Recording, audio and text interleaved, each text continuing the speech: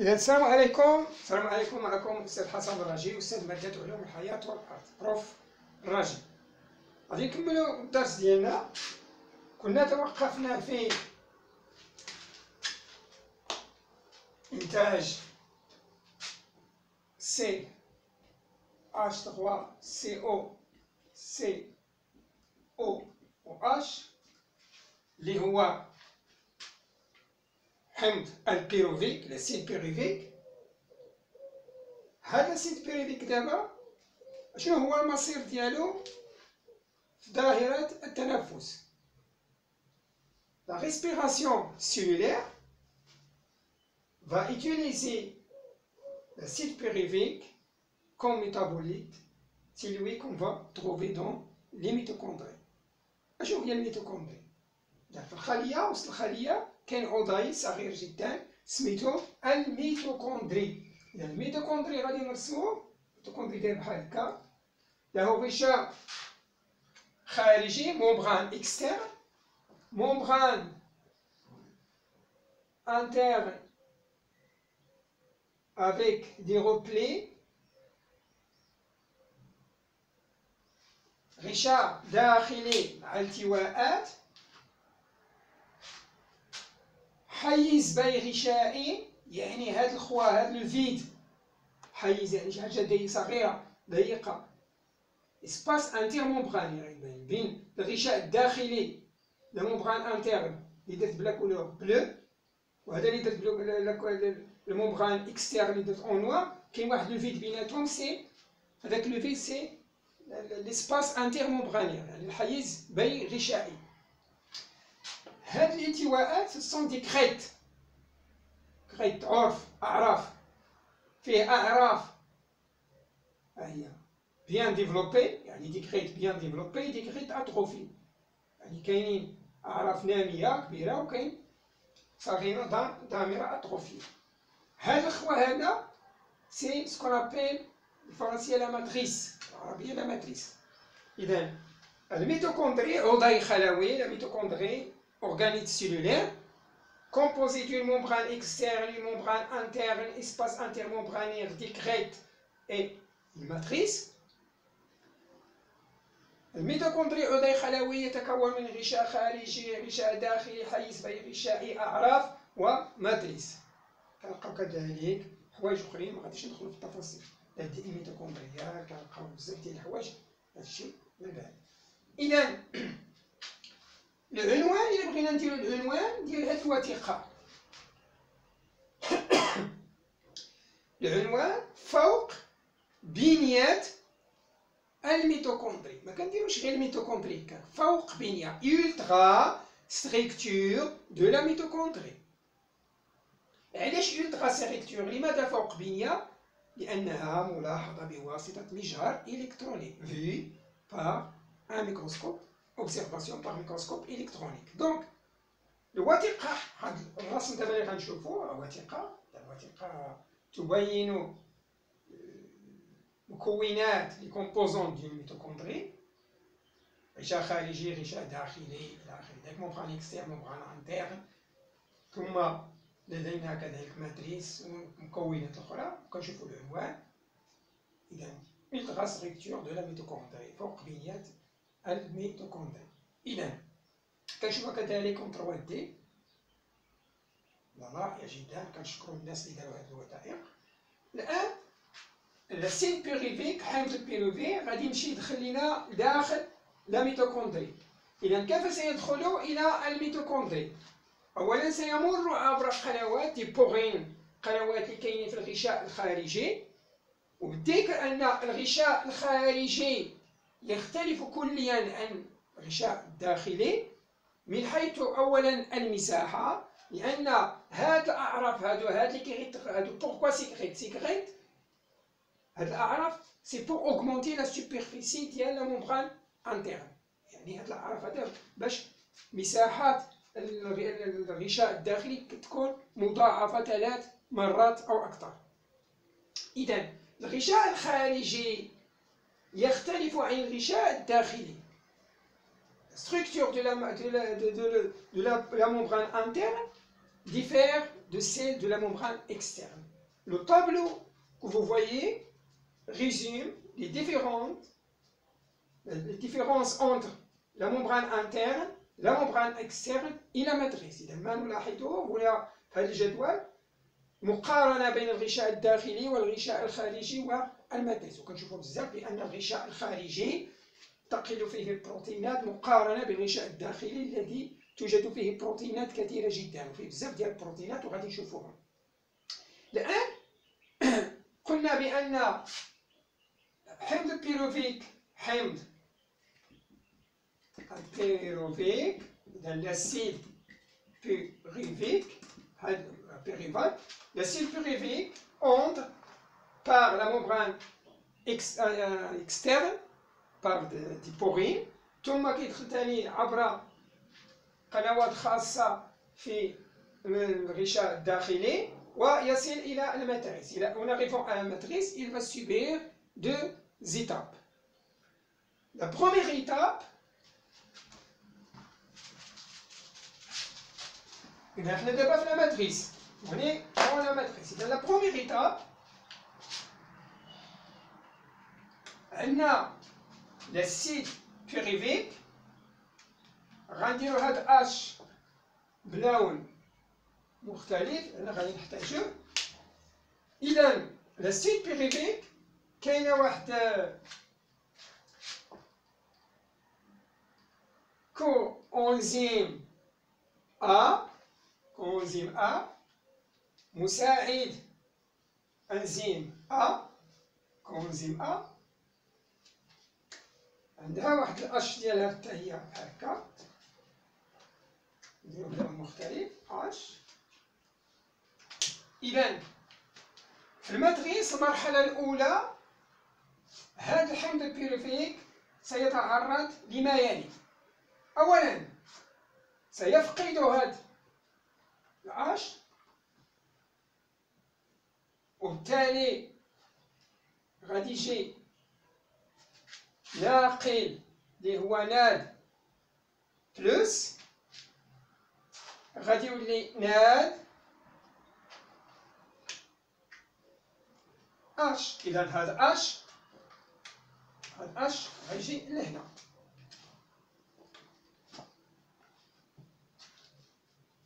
عفوا، ثم هاد كونزيم سيفقد حتى هو هاد اش ديالو وغادي يجي لهنا، وبالتالي غادي يولي عندنا هاد العملية هادي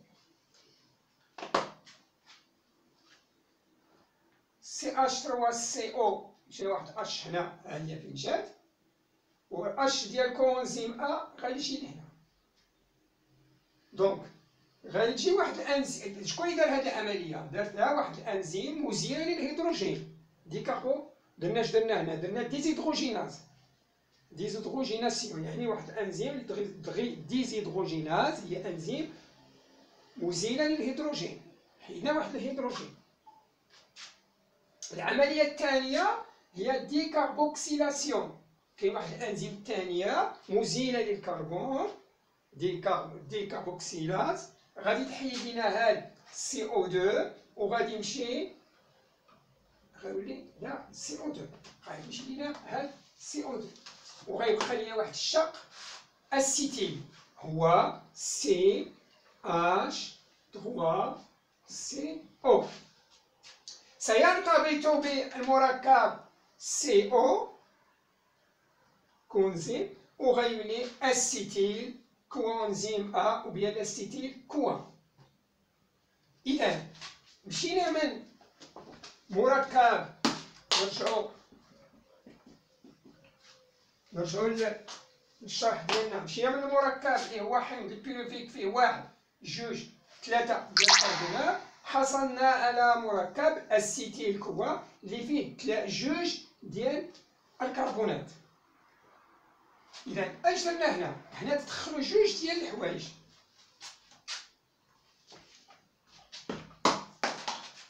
عندك هنا.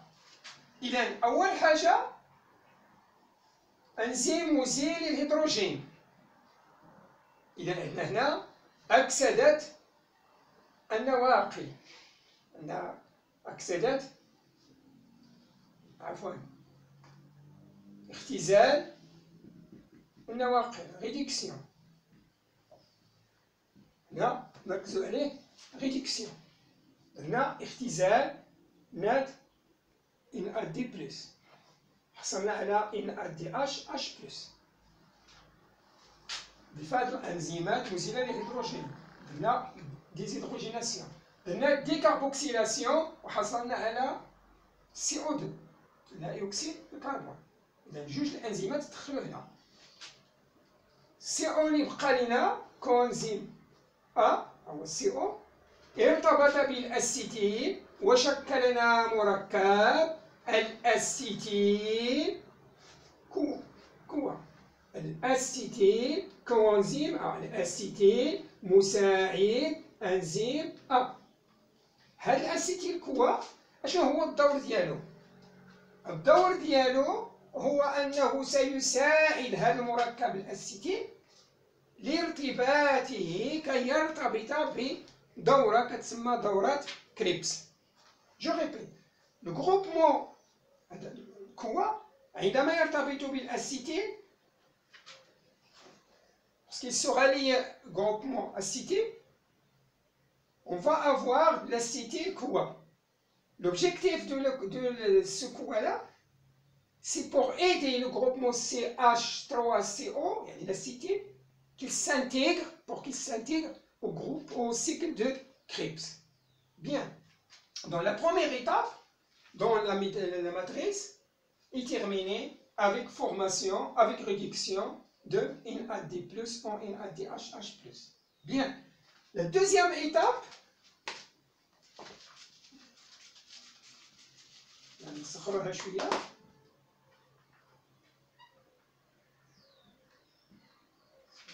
donc là c'est H3CO acétyl CoA. Bon, un composé, nous avons un composé à 4 carbones. واحد الكومبوزي واحد المركب فيه 4 ديال الكربونات كيتسمى لوكسالو اسيتات عفوا، وبيان لاسيد اوكزالو اسيتيك، لاسيد اوكزالو اسيتيك وبيان لوكسالو اسيتات. لوكسالو اسيتات هو مركب فيه 4 ديال الكربونات. هاد 4 الكربونات سيرتبط بهذا المركب هذا وغيعطينا ما يلي. عندنا الكربون سي وعندنا الكربون سي. هاد سي او هاد الكوا غادي يرجع غيولي تاني كوا ا اش ليرتبط مع حمض بيروفيك جديد وغادي يتحرر CH3C اللي فيه جوج الكربونات وغيرتبط مع هاد السي 4. هاد المركب غيعطينا عفوا غيعطينا سي 6. هاد سي 6 هو ما نسميه لاسيد سيتريك ولا سيترات. إذا هاد سي 6 هذا شنو فيه؟ فيه سي واحد جوج الكربونات ديال السيتيل بقايا الحمض البيروفيك زائد سي 4 حمض الليمون أو الأسيد سيتريك. سننزع منه كربون. Donc C6 est un composé à 6 carbones dont les 2 premiers carbones font partie de l'acétyl, groupement acétyl, et les 4 carbones, ce sont des carbones issus d'oxaloacétate. Donc, on va enlever un carbone, donc, décarboxylation, donc, on va avoir ainsi 5. غنحيدو لي واحد الكربون غيمشي مع السي او 2 وغيولي عندنا سي 6 موان كربون غيولي عندنا 5. في نفس الوقت غنديرو درنا ديزيدروجيناسيون، حيدنا واحد هيدروجين، دونك غادي يولي عندنا NAD بلس غيولي NADH بلس، ديزيدروجيناسيون ديكاربوكسيلاسيون. هاد سي 5 هاد سي 5 شنو فيه سي 4 زائد هاد 4 هو هذا ما تبدلش، زائد سي باردون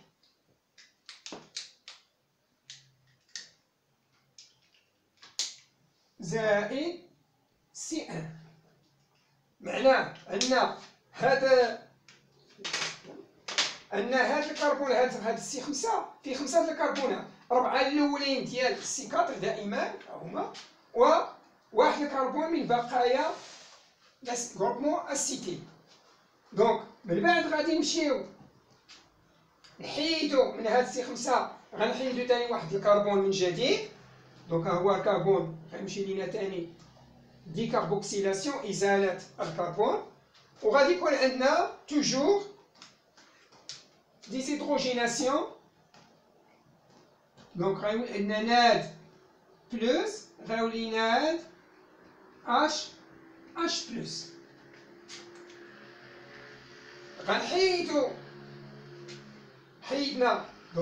حيدنا كربون غيولي عندنا سي 4. دونك إلا مشى هذا الكربون تمشى غيبقى لنا غير سي 4 الأصلي الذي سيخضع لعدة عمليات من أجل أن يتشكل لوكسالو أسيتات من جديد. إذا هاد سي 4 غياخد مجموعة من العمليات باش نعقلو عندنا 4. إذا 1 2 3 4 الأربعيات. إذا سي 6 سي 5 1 2 3 4. إذا العملية الأولى من السي 4 حتى لهاد السي 4 عندنا A دي بي زائد بي اي اللي غتعطينا A تي بي. بعد الوقت كنلقاو هنا جي تي بي غوانوزين تريفوسفات. علاش هاد الغوانوزين تريفوسفات وعلاش كنديرو الأ تي بي؟ لأن عندهم نفس القيمة الطاقية بلا ما ندخلو في التفاصيل. إذا نفس القيمة الطاقية، إذا غنخدمو بالأ تي بي باش إلا غنديرو لو بيلون إنرجيتيك مبقاوش نخدمو بالجي تي بي، نخدمو بأ تي بي. هنا غيولي عندنا واحد ناقل جديد اللي هو فات لافين أدينين دينيكليوتيد، غنشوفوه فيتامين بي واش تلقى الفيتامين بي. إذا عندنا اف ا دي غيولي اف ا دي اش جوج، تا هو من ناقل بحال ناد. ثم آخر عملية عندنا ناد بلس غيعطينا ناد اش بلس. إذا كنشوفو في دورة كريبس في السيكل دو كريبس راهي با تري كومبليكي، ما فيها شي حاجة تري كومبليكي، سامبل. كنمشيو للحمض البيروفيك، ديبار سي لاسيد بيروفيك، فورماسيون دو لاسيتيل كوا، لاسيتيل كوانزيم A, لاسيتيل كوا، افيك ريدكسيون اي فورماسيون عندنا ان دي اش بلس. هادي نسطرو عليها مهمة بزاف. العملية المرحلة الثانية هي لانتيغراسيون دو جروب اسيتيل كوا دون لو سيكل دو كريبس. إذا هذا سيكل دو كريبس غادي نشوفوه في الاخر كوثيقه غنوريكم فيما بعد. اذا لو سيكل دو كريبس عندنا دو برودوي اللي خصكم نكتبوهم. الاولاني هذا الكومبوزي ا 4 كربون اوكسالو اسيتات ولا لاسيد اوكسالو اسيتيك. هذا الاوكسالو اسيتات سي ان كومبوزي اللي فيه مركب اللي فيه 4 الكربونات يرتبط بالغروبمون بهذا الشق الاسيتيلي CH3C بمساعدة كوا. هذا ينشطر وكيرجع كيدير ريسيكلاج تاني من جديد، يعني كيتعاود تاني ريوتيليزي بوغ سانتيغري افيك دو نوفو اسيد بيروفيك. فاش كيرتبط هذا مع السي 4 كيعطينا 6 يعني 6 الكربونات، جوج من هنا و4 من هنا كيعطينا 6. إذا درنا الحساب كنلقاو جوج من هنا و4 ديال هنا 6. من بعد كيخدم عمليات إزالة الهيدروجين وإزالة الكربون، يعني سون دي رياكسيون ديال ديكاربوكسيلاسيون اي ديزهيدروجيناسيون. هنا ريدكسيون ديال NAD بلس، ريدكسيون ديال NAD بلس، فورماسيون دون موليكول d'ATP، ريدكسيون ديال فات en فات H2، ثم ريدكسيون ديال NAD بلس en NAD HH بلس. نتوما vous n'êtes pas obligé de savoir les noms ديال C5 C4 C4، vous n'êtes pas obligé de savoir les enzymes اللي كيتدخلوا هنا، لا كاين بزاف ديال لي زونزيم كيتدخلوا. اللي مهم تعرفوا ان السيكل دو كريبس بلو سامبل هو هذا، كنحاولوا نبسطوه، وخصكم نعرفوا كيفاش غادي نحسبوا فيه النومبر ديال الناد اللي فيه ولي زيتيبي اللي فيه، باش الا قالوا لكم حسبوا لنا الحصيله الطاقيه الاجماليه. الا كنهضروا غير على دورات كريبس بوحدها غنحسبوا غير هادو، ناد ATP فاد ناد. إلا مشينا من جزيئة واحدة ديال حمض البيروفيك كنخليه هكاك، إلا مشينا من جوج كنضربو على كلشي على جوج، الحصيلة الطاقية غادي نضربو على جوج. إلا قالوا لكم المصير ديال حمض البيروفيك في الميتوكوندري، انحلال حمض البيروفيك، لأن حمض البيروفيك دابا ما بقى فيه والو، انحلال كلي، وغادي نديرو المعادلة الإجمالية وغادي نشوفوه، غادي ندخلو فيه من هنا حتى لهنا. دونك إلا بغينا نديرو حصيلة طاقية دابا نشوفو شحال من ATP عندنا، شحال من ناد عندنا، شحال من فات عندنا. نبداو من هنا، عندنا ناد، واحد ناد، جوج، ثلاثة، أربعة. إذا عندنا 4 NADH بلس، واحد ATP، واحد فاد FADH جوج. دونك دابا غادي نحسبو شحال عندنا من ATP.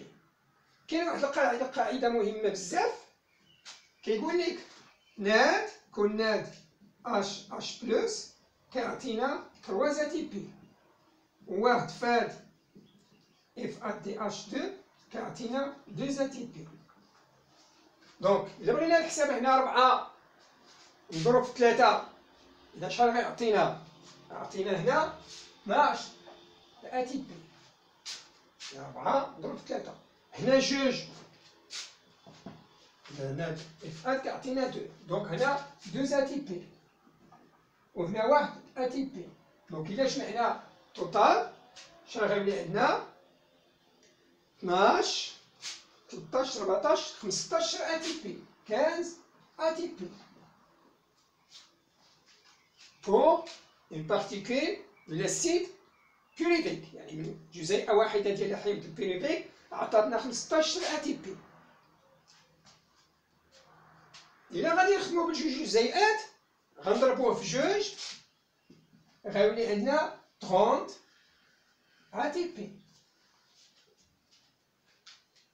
علما أن لا غليكوليز، يعني جينا من لا غليكوليز، جينا من الجليكوز أوسيس الأسيد بيروفيك، هنا الجليكوليز في اليالوبلازم في الجبلة الشفافة والجبلة الشفافة، ثم هنا في لا ماتريس في الميتوكوندري. دونك هنا اش كان عندنا؟ عندنا 2 ADP زائد 2 PE عطانا 2 ATP، وهنا عطانا 2 NAD H 2 NAD بلس عطانا 2 NAD H بلس. دونك عندنا 2 NAD جوج ناد HH بلس، ولا ضربناه عندنا جوج ناد نضربوه في 3 غيولي عندنا 6 لي زاتيبي بلس 2 ATP، دونك غيولي عندنا 8 ATP.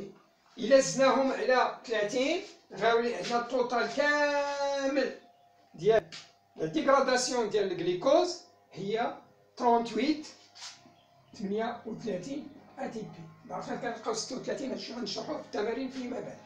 اذا لا غليكوليز كنشوفوا لا غليكوليز زائد لا ديغراداسيون في لا ماتريس عطاتنا اون ديغراداسيون كومبليت، انحلال كلي للغليكوز. الغليكوز ما بقى فيه والو، بقى فيه CO2 CO2 CO2 هادشي اللي بقى فيه والماء. دونك بقات حثالة معدنية، دي شي مينيرال بوفر اون ماتير اون انرجي، ما بقاش الطاقة. ماشي بحال لا فيرمونطاسيون. لا فيرمونطاسيون فاش يكون عندنا لا فيرمونطاسيون يعني فاش كيكون عندنا التخمر كنحصلو على حثالة عضوية دي شي اورغانيك ريش اون ماتير اورغانيك، يعني لاسيد لاكتيك ولا ليتانول سو سون دي ديشي اورغانيك ريش اون انرجي، باقي فيهم طاقة. هنا لا، هنا CO2 والماء حثالة معدنية لا طاقة فيها، فقيرة من الطاقة، ما فيهاش طاقة، سون دي ديشي مينيرال بوفر اون انرجي. دونك الوثيقة اللي كنشوفو دابا تلخص لنا بصفة عامة ديال وثيقة كاينة في المراجع ديال الفيزيولوجيا، كتبين لنا دورة كريبس العموم، المكونات ديالها والعناصر اللي فيها، وكذلك الأنزيمات المتدخلة. هذا فقط غير تحفظ للفهم. كما تبين الوثيقة الموالية حصيلة النهائية لانحلال الجليكوز في دائرة التنفس. قبل ذلك هذه الوثيقة كذلك تبين لنا الحصيلة ديال انحلال الحمض البيروفيك في الميتوكوندري، وتبين لنا كذلك النتائج ديال هذه العملية. حمض البيروفيك يستعمل كنلقاوه في داخل ديال الميتوكوندري ولا نجد فيه الجليكوز. الجليكوز لا يستطيع الدخول في القنوات التي توجد في الغشاء الخارجي للميتوكوندري لحجمه الكبير، بينما تلك القنوات البورين كيتسموا دي بورين كيسمحوا بدخول حمض البيروفيك ولا تسمح بدخول الجليكوز الى الميتوكوندري. إذا الميتوكوندري لا ميتوكوندري c'est une organique cellulaire composée كما قلنا de parois internes externes الى اخر ذلك. سي لو سييج ديال لا ريسبيراسيون